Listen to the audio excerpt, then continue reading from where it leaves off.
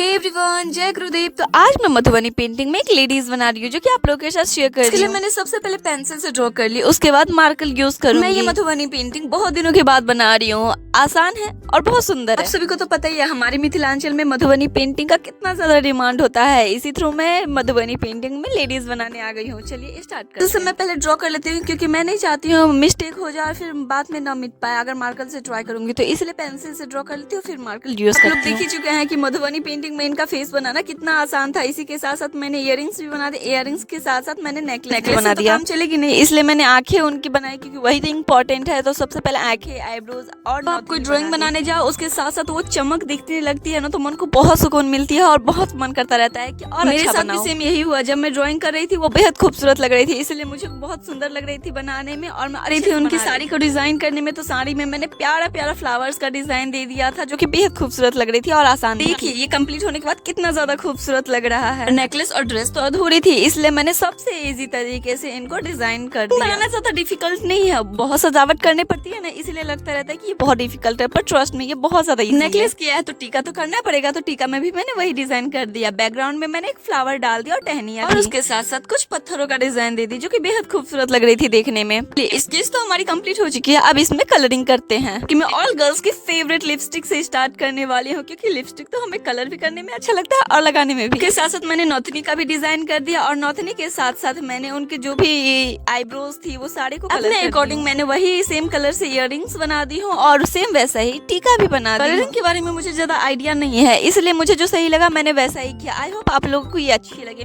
मुझे जैसा इयररिंग्स की थी सेम वैसा ही मैंने टीका को भी डिजाइन कर दिया और आई बारी उनके नेकलेस बनाने की। नेकलेस भी मैंने कलरफुल कर दिया है जो की बेहद खूबसूरत दिख रही थी। उसमें साथ साथ ड्रेस भी है, तो ड्रेस को भी मैं इसी अकॉर्डिंग कम्प्लीट। इनका ये लुक बेहद खूबसूरत दिख रही थी, पर इसी के साथ साथ काफी रात हो गई थी तो मुझे नींद भी आने लगी। बिखरा पड़ा था तो सबको समेटी और सो गई।